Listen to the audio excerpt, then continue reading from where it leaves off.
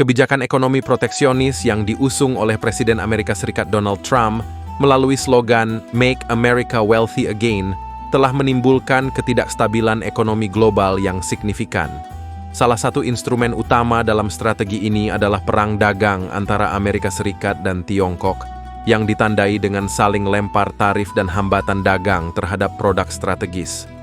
Dalam konteks ini, posisi Indonesia menjadi krusial, tidak hanya sebagai negara berkembang dengan keterikatan kuat terhadap pasar ekspor global, tetapi juga sebagai bagian dari rantai pasok manufaktur Asia Timur dan mitra strategis dalam kerangka Indo-Pasifik.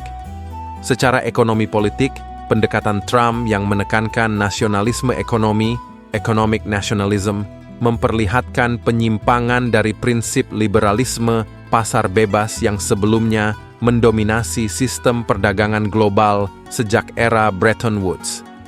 Ekonom seperti Dani Rodrik, 2011, dalam bukunya The Globalization Paradox, telah memperingatkan bahwa ketidakseimbangan antara kedaulatan nasional, demokrasi, dan integrasi global dapat menimbulkan krisis. Dalam kasus ini, kebijakan tarif Trump yang menyasar barang-barang Tiongkok justru memicu ketidakpastian dan memperlemah rantai pasok global, di mana negara-negara seperti Indonesia berada di tengah pusaran. Indonesia sebagai negara yang perekonomiannya sangat bergantung pada ekspor komoditas dan bahan baku, menghadapi tekanan ganda. Pertama, melemahnya permintaan dari Tiongkok akibat tarif AES menyebabkan penurunan harga komoditas seperti sawit, batu bara, dan nikel. Kedua, ketidakpastian pasar global menyebabkan investor asing cenderung wait and see atau bahkan menarik modalnya dari pasar negara berkembang. Hal ini sejalan dengan teori dependency yang dikemukakan oleh Teotonio dos Santos yang menyatakan bahwa negara berkembang rentan terhadap gejolak ekonomi negara pusat. Dari sisi geopolitik dan geostrategis, tekanan Trump untuk menegosiasikan ulang perjanjian dagang bilateral dan menarik diri dari multilateralisme seperti dari TPP telah menciptakan kekosongan kepemimpinan global yang coba diisi oleh Tiongkok melalui inisiatif seperti Belt and Road Initiative, BRI. Indonesia yang menjadi bagian penting dari BRI dan juga anggota G20 berada dalam dilema strategis antara dua kekuatan besar.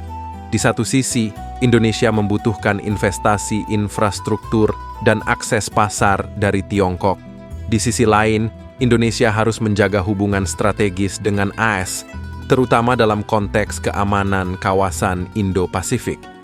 Menurut Richard Haas, Presiden Council on Foreign Relations, dalam artikelnya di Foreign Affairs 2018, ketidakpastian dalam kebijakan luar negeri AS South di bawah Trump membuka ruang bagi kekuatan menengah, middle powers, seperti Indonesia, untuk memainkan peran lebih aktif dalam menjaga stabilitas regional. Namun, hal ini membutuhkan kejelasan strategi luar negeri dan konsistensi kebijakan domestik, yang masih menjadi tantangan bagi Indonesia. Selain itu, Trump yang sempat memperingatkan akan adanya kenaikan harga barang konsumsi akibat tarif yang diberlakukan terhadap Tiongkok memperlihatkan dilema klasik dari kebijakan proteksionis. Dalam jangka pendek, konsumen di Amerika Serikat akan menghadapi harga yang lebih tinggi, dan dalam jangka panjang bisa menciptakan perlambatan ekonomi global. Bagi Indonesia, ini berarti ancaman terhadap sektor manufaktur berorientasi ekspor serta potensi gangguan terhadap penciptaan lapangan kerja. Lebih lanjut, apabila krisis kepercayaan terhadap kemampuan Trump mengelola ekonomi meningkat, terlihat dari anjloknya persetujuan publik serta indikator makro seperti penurunan PDB 0,3% pada kuartal pertama, maka dampak psikologisnya terhadap pasar global sangat signifikan. Hal ini dapat memicu arus modal keluar dari pasar negara berkembang, termasuk Indonesia, sebagaimana dijelaskan oleh Paul Krugman dalam The Return of Depression Economics, bahwa krisis seringkali lebih dipicu oleh persepsi dan kepanikan kolektif daripada realitas fundamental ekonomi.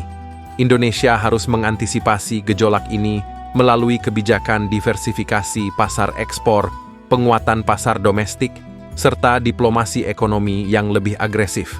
Pemerintah perlu mempercepat negosiasi perdagangan dengan mitra non-tradisional, memperkuat peran dalam forum regional seperti ASEAN dan APEC, serta menyeimbangkan keterlibatan dengan Tiongkok dan AS secara pragmatis tanpa terjebak dalam blok-blok kekuatan. Kesimpulannya, kebijakan ekonomi Trump dan dampak perang dagang AS-Tiongkok telah memunculkan tantangan besar bagi Indonesia, baik dari sisi ekonomi politik, geopolitik, maupun strategi nasional. Indonesia perlu mengambil pelajaran dari krisis global ini untuk meningkatkan kemandirian ekonomi dan memperkuat posisi strategisnya di tengah ketidakpastian tatanan dunia baru. Seperti yang ditegaskan oleh Joseph Nye, kekuatan lunak, soft power, dan diplomasi multilateral akan semakin penting dalam menciptakan keseimbangan baru dalam sistem internasional yang semakin multipolar.